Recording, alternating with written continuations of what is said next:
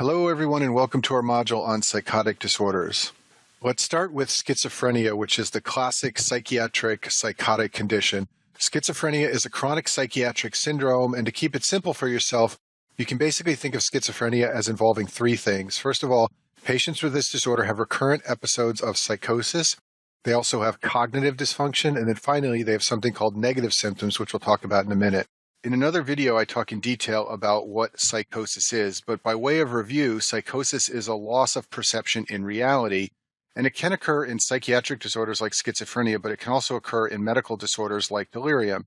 And there are three key features of psychosis. The first is delusions, the second is disorganized thought, and the third is hallucinations. In the video on psychosis, I talk about these three elements in detail. In this video, we'll focus on how these three elements present in patients with schizophrenia. So the hallucinations that patients with schizophrenia develop are classically auditory. So they will say they can hear voices or they will notice strange sounds that aren't present. Delusions, as I talk about in the video on psychosis, are fixed false beliefs, and patients with schizophrenia can have all types of delusions.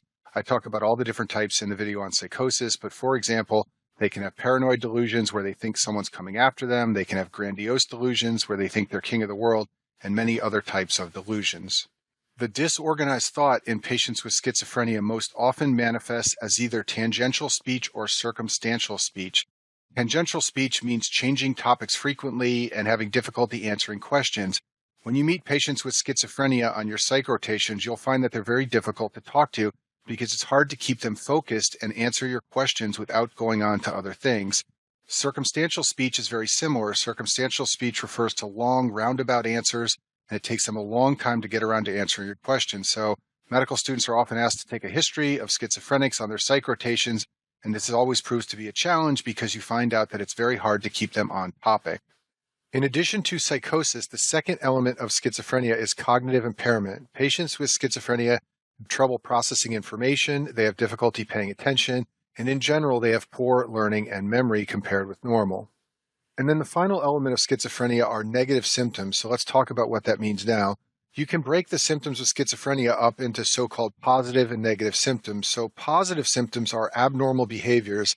They're behaviors that should not be there but are present. And these are most of the psychotic features of the disorder, things like hallucinations, delusions, and disorganized thought. The negative symptoms, on the other hand, are the absence of normal behaviors. So for example, many patients with schizophrenia have a flat affect. Their face lacks the normal expressions that a person has when they're talking or displaying emotion. Patients with schizophrenia often have a poverty of speech, meaning that they don't say much. This is called alogia. They have difficulty engaging in social interactions. This is called asociality.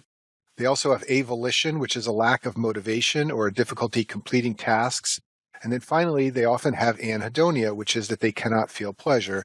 And these things are collectively called the negative symptoms of schizophrenia. And these are often the most difficult to treat. So despite therapy, even though you may be able to get patients' psychotic symptoms to go away, often these negative symptoms will persist to some degree. The lifetime prevalence of schizophrenia is about 1% globally. It has a slight male predominance, and it typically occurs in adolescence or young adulthood. In men, it occurs at about 18 to 25 years of age, like this guy on the screen here. And in women, it occurs at about 25 to 35 years of age. And this is very unfortunate because people with schizophrenia have often led normal lives up until the point when they develop this disorder. And then suddenly they develop features of psychosis and cognitive impairment and negative symptoms. And in many cases, this pulls them out of normal functioning in society.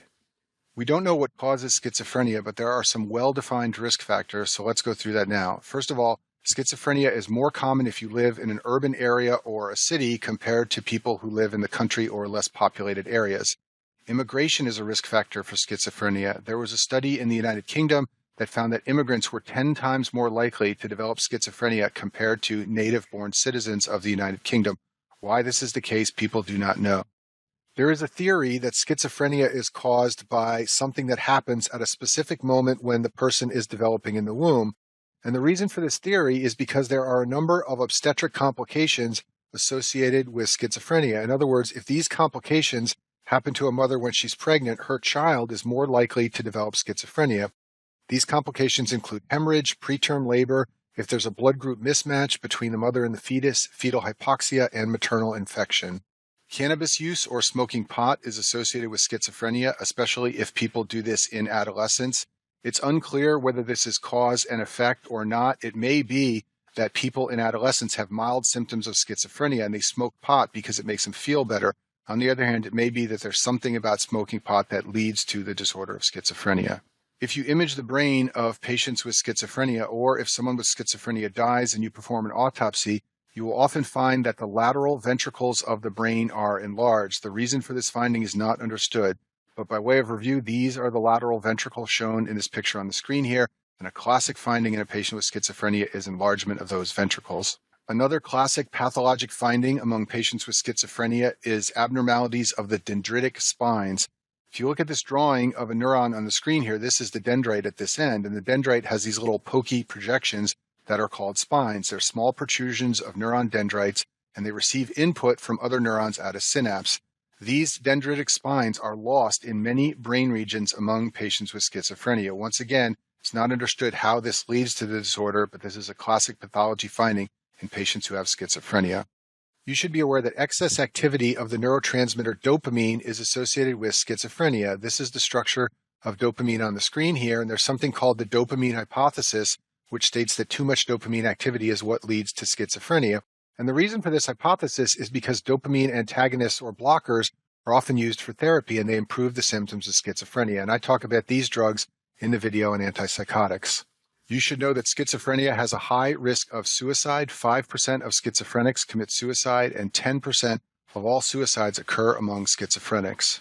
According to the DSM-5, the diagnosis of schizophrenia requires at least 1 month of 2 or more of the following features of schizophrenia: delusions, hallucinations, disorganized speech, disorganized or catatonic behavior, and the negative symptoms we talked about earlier.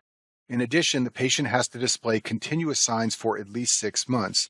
So, for example, if a patient has all of these symptoms for 6 months, then they have schizophrenia according to the DSM-5.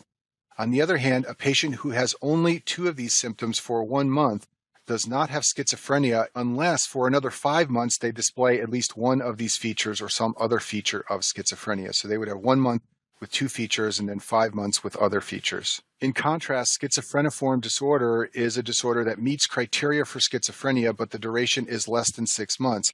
Basically, you can think of this as a milder form of schizophrenia that does not last for at least 6 months.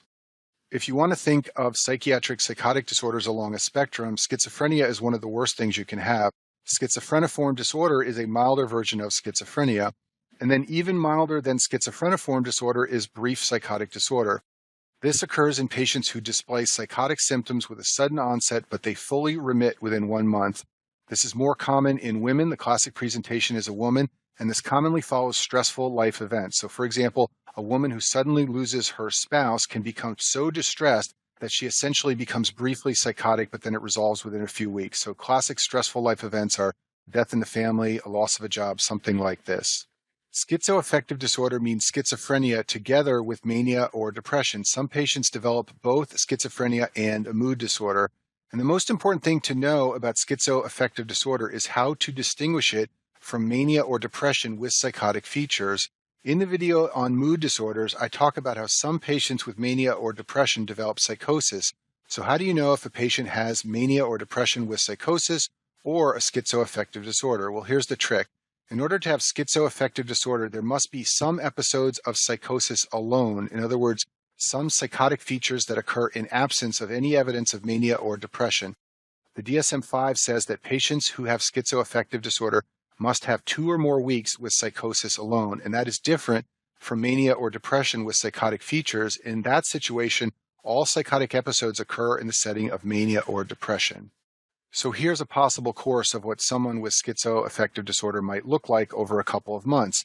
The patient would have chronic psychotic symptoms related to schizophrenia, and then for a brief period of time, they would also have evidence of a mood disorder like mania or depression. Note that there are many periods in time, like here and here, where they are having psychotic symptoms alone. That is what you see in schizoaffective disorder. In contrast, for a patient with mood disorder with psychosis, they might have recurrent episodes of their mood disorder, and then during one particularly bad episode, they have some psychotic features. This is a mood disorder with psychosis. Note that the psychosis never occurs by itself outside of the mood symptoms. So now we've talked about schizophrenia, schizophreniform disorder, and brief psychotic disorder. Let's talk about one more disorder that has some features that resemble schizophrenia, and that is delusional disorder. Patients who have this condition have one or more delusions that last for a month or longer, but other than the delusion, they have no abnormal behavior. So, for example, a person with delusional disorder might believe he is being followed for 2 months, and he frequently checks for someone behind him. You can't persuade him that he is safe. That's a feature of a delusion, is that you can't talk patients out of this. But importantly, he has nothing else to suggest schizophrenia. No hallucinations, no disorganized thought, no negative symptoms. This person has isolated delusions, and that is delusional disorder. When you're faced with board questions about psychiatric psychotic syndromes, you want to start to tick off what the patient has. Do they have delusions? Do they have hallucinations? Do they have disorganized thought? Depending on the number of those you see, it will tell you what the correct answer is. If you only see a description of delusions, then they may be describing delusional disorder. And in rare cases, something can occur in delusional disorder called philia do, which means the madness of two. This is when a close friend of the person with delusional disorder starts to agree with the person with delusional disorder and shares the delusion. In other words, the person with delusional disorder is so convincing that he or she gets a friend to believe the same delusion. I'll finish this module by talking about one additional psychotic disorder, and that is postpartum psychosis. This is a very rare disorder that complicates a very small number of births. It almost always occurs in a woman who gives birth who had a known psychiatric disorder prior to becoming pregnant. Most commonly, it's bipolar disorder, although sometimes you also see it in women who have depression with psychosis or schizophrenia or schizoaffective disorder. And it classically occurs in a woman who stopped her meds during pregnancy because she didn't want to harm the baby. This will present usually within 2 weeks following delivery of the baby. Women with postpartum psychosis can have all the usual features of psychosis, things like delusions, hallucinations, and disorganized thought. The delusions often involve the baby, like something being wrong with the baby or someone trying to hurt the baby. And classically, the delusions are related or similar to the patient's mood. So, for example, if the mother is in a depressed state, then she will have negative delusions about the baby, like something is wrong with my baby.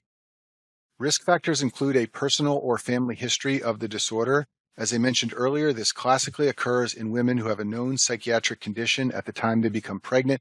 This is often bipolar disorder, but can also be things like schizophrenia and schizoaffective disorder.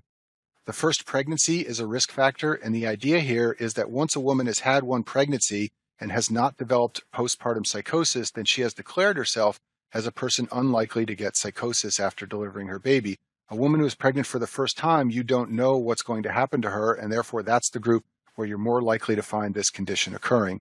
And then also, as I mentioned earlier, this occurs among women who discontinue their psychiatric medications in pregnancy. What you need to know about this and what they're going to ask you on your boards is that women who have this must be hospitalized. There's a very high risk of suicide. There is a small but not zero risk of harm to the baby, and the mother is not in a condition to care for herself or the baby. So they will ask you what the best next step is, and the answer is hospitalization. The treatment is medication. There are some antipsychotic drugs that can be used in postpartum psychosis, and also in some cases electroconvulsive therapy. Electroshock therapy does not involve drugs, and therefore it's often a good idea in a woman who has just delivered a baby and may need to breastfeed. And that concludes our video on schizophrenia.